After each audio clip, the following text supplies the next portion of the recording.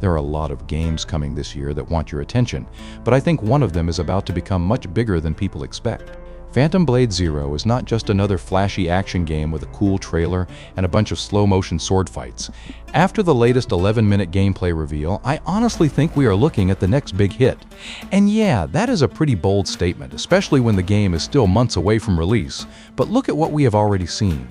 The combat is ridiculously fast, the animations look almost absurdly polished, the world has this dark wuxia identity that you don't see very often in AAA games, and now we have an extended look at the actual game instead of another 30-second teaser.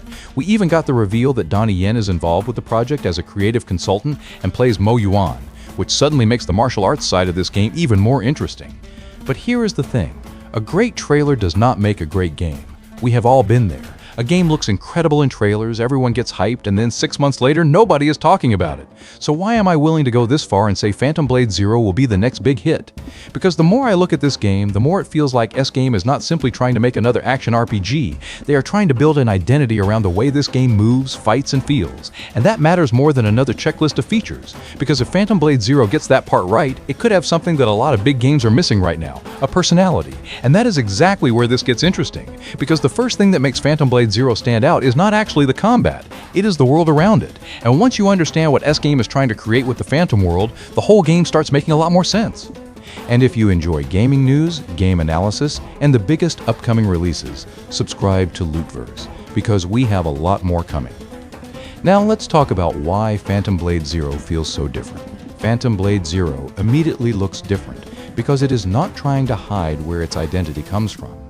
This is Wuxia pushed through a much darker and more modern lens. S-Game calls the world a kind of kung fu punk, and honestly that is probably one of the easiest ways to understand why the game catches your eye so quickly. You have traditional Chinese martial arts, ancient architecture, mysterious assassins, and supernatural elements, but then you throw in machines, strange weapons, brutal technology, and this almost industrial sense of decay. It feels like someone took a classic wuxia movie, mixed it with a dark action game, and then decided that normal swords were not enough anymore. And I think that is really important because the action game genre is packed right now. We have Souls-likes, character action games, open-world RPGs, cinematic adventures, and every year there is another game trying to borrow the visual language of the last successful game. Phantom Blade Zero has a much stronger visual hook. You can see a few seconds of gameplay and immediately know what game you are watching. That is rare. Think about how important that is. You see a sword fight in another generic dark fantasy game, and you might need a few seconds before you realize what it is. With Phantom Blade Zero, the combination of the movement, the wuxia influence, the weapons, the environments, and that strange kung fu punk aesthetic basically tells you everything. This is its own thing. And the developers are not just using wuxia as decoration either. The entire Phantom world is built around that idea of martial arts, mystery, and supernatural forces, and the protagonist's soul exists right in the middle of it as an elite assassin caught in a much bigger conspiracy. That gives the game a foundation that could be incredibly powerful if S-Game follows through. Because when the setting has its own identity, every fight, every character, and every location can reinforce the same feeling. You are not just walking through another fantasy world. You are entering a world with its own rules, its own mythology, and its own visual language. And honestly, that is exactly what I want from a new IP. I don't want another game that feels like 5 other games stitched together because that is what the market says should sell. I want something that takes a risk and says, this is what we are. And Phantom Blade Zero is definitely doing that. But none of this would matter if the actual gameplay did not live up to the style, because looking cool is easy. Making combat that still feels incredible after 10, 20, or 30 hours is a completely different challenge, and that is where Phantom Blade Zero might have its biggest weapon.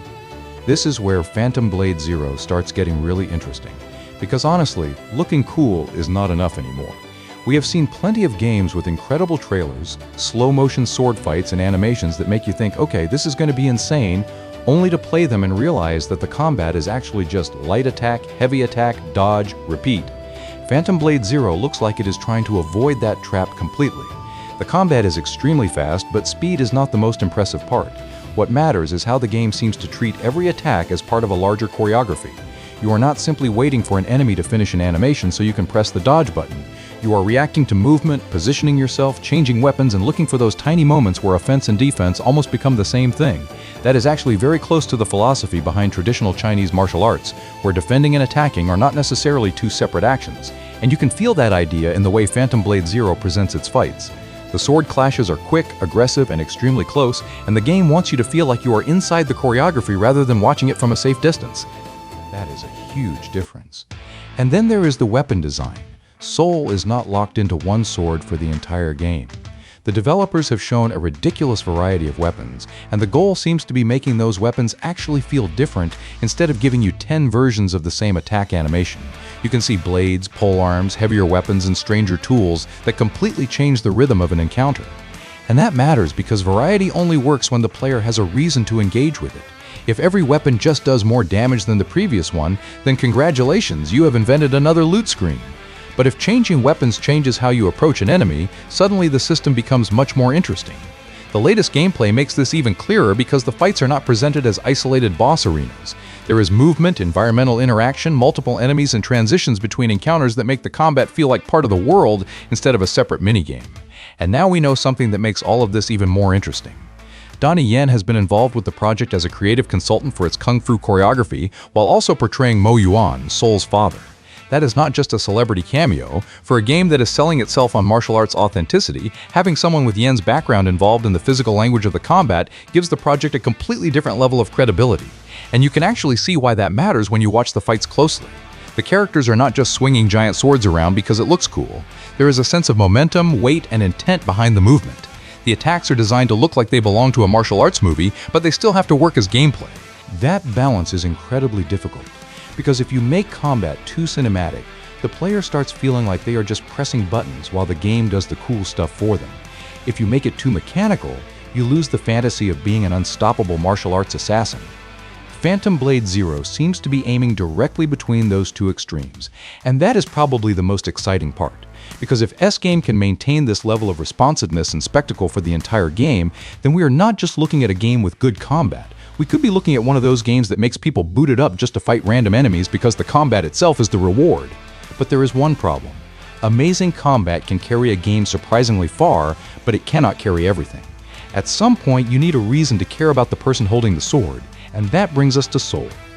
Soul is not exactly having a great week. He is framed for murdering the patriarch of the Order, hunted down by the organization he once served, and after suffering a devastating wound, he discovers that he only has 66 days left to live. That countdown immediately gives Phantom Blade Zero something a lot of action games struggle with: urgency. Soul is not simply fighting through another fantasy world because there happens to be a prophecy waiting for him.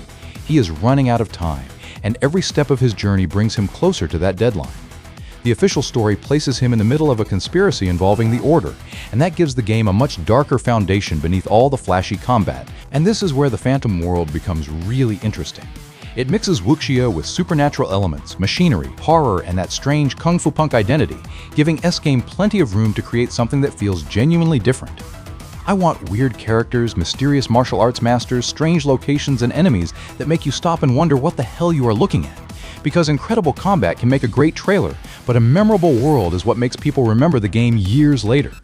And that brings us to the biggest question we still have. Can S-Game actually turn all of this potential into a complete game that lives up to the hype? And now we get to the part that could completely change the conversation around Phantom Blade Zero. On August 17, PlayStation is giving the game its own state of play, with nearly 20 minutes of new gameplay. And honestly, the timing could not be better. We have already seen 11 minutes of new footage, pre-orders are live, and the game is now scheduled for October 29. But this presentation has something to prove. I don't need another trailer showing Soul performing insane attacks in slow motion. I want to see the systems behind those moments. I want to see how the exploration works, how the progression feels, how different encounters actually play, and whether the world is as interesting when we are not fighting a giant boss. Because that is the difference between a game that looks incredible and a game that becomes a hit. The state of play could be the moment where Phantom Blade Zero goes from being that game everyone says looks amazing to the game everyone actually wants to play. And that is why I am making this prediction now. I think Phantom Blade Zero will be the next big hit. Not because it has the biggest budget, not because Donnie Yen is involved, and not because every trailer looks insane. I think it has the potential because it has an identity. It knows what kind of game it wants to be, it has combat that genuinely stands out, and it is arriving at a time when players are clearly ready for something different. Of course, the final test is still waiting for us at launch, but if S-Game can deliver on what we have seen so far, I think we are going to be talking about Phantom Blade Zero for a very long time. Maybe this is one of those games that years from now we look back at and say, yeah, we knew this one was going to be special. So now I want to hear from you. Do you think Phantom Blade Zero really will be the next big hit, or do you think the hype is getting ahead of the game? Let me know in the comments. I post the latest gaming news, game analysis, and the biggest upcoming releases every week. I'm glad you joined me for this deep dive into such an amazing upcoming release, so subscribe to LootVerse and don't miss what's next.